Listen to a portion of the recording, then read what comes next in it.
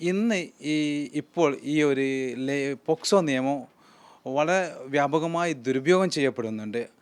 അത് പ്രത്യേകിച്ച് കുടുംബ വിഷയങ്ങളിലും അതുപോലെ തന്നെ മറ്റു ചില വിഷയങ്ങളുടെ ഭാഗമായി ഒരു വെപ്പണായി ഇതൊരു ഷീൽഡായി ഉപയോഗിക്കേണ്ട പോക്സോ നിയമം ഒരു വെപ്പണായി പല ആൾക്കാരും അവരുടെ സ്വന്തം താല്പര്യങ്ങൾ സംരക്ഷിക്കുന്നതിന് വേണ്ടും അവരുടെ പ്രതികാരം തീർക്കുന്നതിന് വേണ്ടും എതിരാളികൾക്കെതിരെ ഉപയോഗിക്കുന്ന ഒരു വകുപ്പായി ചില സമയങ്ങളിൽ പോക്സോ ദുരുപയോഗപ്പെടുത്തുന്നുണ്ട്. പോക്സോ വകുപ്പ് ദുരുപയോഗം ചെയ്യപ്പെടുന്നുണ്ടോ?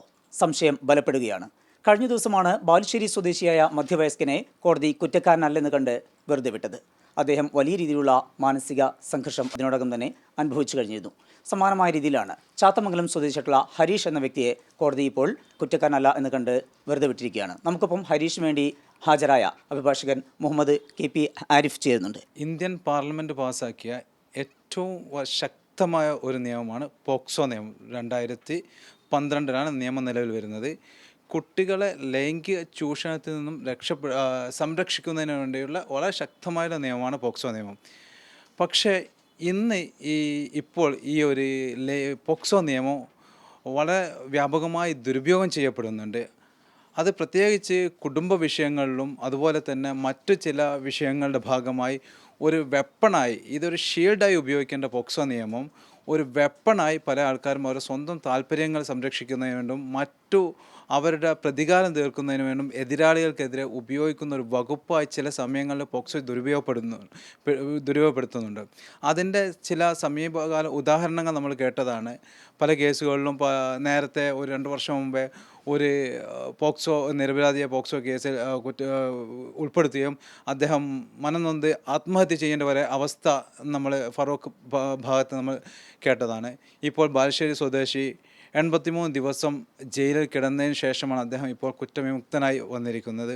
അതുപോലെ ഞാൻ നടത്തിയ കേസിലും പ്രതിയുടെ ഐഡൻറ്റിറ്റി പോലും തെളിയിക്കാൻ പറ്റാതെ ഒരു വ്യക്തമായ ഒരു ഐഡൻറ്റിറ്റി ഇല്ലാതെ പോലീസ് ചില പരാതി കിട്ടിയ ഉടനെ തന്നെ കേസെടുക്കുകയും പ്രതിയെ അറസ്റ്റ് ചെയ്യുകയും അദ്ദേഹത്തെ സമൂഹത്തിന് മുമ്പിൽ പോക്സോ പ്രതിയായി ചിത്രീകരിക്കപ്പെടുകയും ചെയ്തു. അദ്ദേഹം 2.5 വർഷം നീണ്ട നിയമ പോരാട്ടത്തിന് ശേഷമാണ് കുറ്റവിമുക്തനായി ഇപ്പോൾ പുറത്തു വന്നിട്ടുള്ളത്.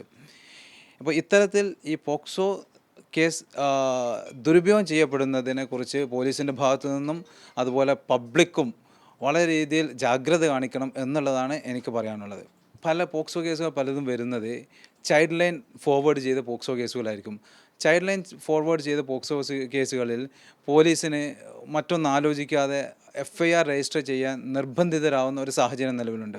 അതുകൊണ്ട് തന്നെ പോലീസ് FIR രജിസ്റ്റർ ചെയ്യുകയും ആ പ്രതി സമൂഹത്തിന് മുമ്പ് പോക്സോ പ്രതിയായി ചിത്രീകരിക്കപ്പെടുകയും ചെയ്യുന്ന വളരെ ദാരുണമായ സംഭവം നിലവിലുണ്ട്.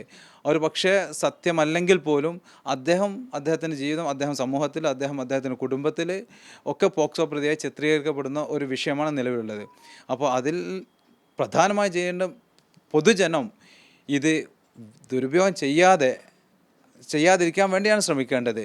പോലീസിൻ്റെ പരിമിതികൾ നമുക്കറിയാം. അതുപോലെ തന്നെ ഇത് ഫോർവേഡ് ചെയ്യുന്ന ആൾക്കാർ ഒരിക്കലും പോക്സോ കേസിനെ ദുരുപയോഗത്തിലേക്ക് കൊണ്ടുപോകരുത്. കാരണം അദ്ദേഹം മറ്റു കേസുകളെ പോലെയല്ല. അദ്ദേഹം സമൂഹത്തിന് മുമ്പിൽ പോലും അദ്ദേഹത്തിൻ്റെ മാനം നഷ്ടപ്പെടുന്ന ഒരു സാഹചര്യമാണ് നിലവിലുണ്ടാവുക. സമൂഹത്തിൽ പോക്സോ പ്രതി എന്ന് ചാപ്പ് കുത്തിക്കഴിഞ്ഞാൽ എത്ര കോടതി കുറ്റവിമുക്തനാക്കി അഗ്നിശുദ്ധി വരുത്തി തിരിച്ചു വന്നാൽ പോലും അവരെ ജനങ്ങളെ അക്സെപ്റ്റ് ചെയ്യുന്നില്ല. അവർ ഇപ്പോഴും ഒരു പോക്സോ പ്രതി എന്നുള്ള രീതിയിലാണ് കാണുന്നത്. മാട്രിമോണിയൽ ഇഷ്യൂസിൽ വ്യാപകമായി ഭർത്താവിനെതിരെയോ ഭർത്താവിൻ്റെ വീട്ടുകാർക്കെതിരെയോ കേസ് കൊടുത്ത് സമ്മർദ്ദത്തെ സെറ്റിലാക്കുന്ന ഒരു രീതി ഇപ്പോൾ പോക്സോയിൽ കാണുന്നുണ്ട്. അത് വളരെ അപകടമായ സംഭവമാണ്. ഈ വിഷയത്തെക്കുറിച്ച് ബഹുമാനപ്പെട്ട സുപ്രീം കോർട്ട് ഗുജറാത്ത് ഹൈക്കോർട്ടിൽ നിന്ന് വന്ന 8 കേസുകൾ ഭാര്യയും ഭർത്താവും സ്വന്തം വീട്ടിലുള്ള കുട്ടികളെ കൊണ്ട് 2 വീട്ടുകാർക്കുമെതിരെ പരസ്പരം മാറി പോക്സോ കേസ് കൊടുപ്പിച്ചതിൻ്റെ സാഹചര്യത്തിൽ ആ കേസുകളൊക്കെ ശരിയല്ലെന്ന് കണ്ടെത്തി ദുർബലപ്പെടുത്തിയൊരു സാഹചര്യം BB നാഗരത്നയുടെ ജഡ്ജ്മെൻറ്റ് 2 മാസം മുമ്പാണ് വന്നിട്ടുള്ളത്. ഇത് സുപ്രീം കോടതി വളരെ നല്ല രീതിയിൽ അത് ഇടപെടുകയും ഇത്തരത്തിൽ ദുരുപയോഗം ചെയ്യുന്നതിനെ ശക്തമായി താക്കി നൽകുകയും ചെയ്തിട്ടുണ്ട്. സ്വന്തം കുട്ടികൾ നമുക്കെതിരെ കേസ് കൊടുക്കുക. അതല്ലെങ്കിൽ മറ്റൊരാൾ ഒരു നമ്മളെ പ്രതികാരത്തെ ഏത് അർത്ഥത്തിൽ ഒരു പോക്സോ കേസിൽ ഒരു നിരപരാധി പെട്ട് കഴിഞ്ഞാലും അദ്ദേഹത്തിന് അത് കോമ്പൻസേറ്റ് ചെയ്യാനേ പറ്റില്ല. കാരണം അദ്ദേഹം സമൂഹത്തിന് മുമ്പിൽ അത്രത്തോളം ചാപ്പ കുത്തുന്ന ഒരവസ്ഥയിലേക്കാണ് പോകുന്നത്.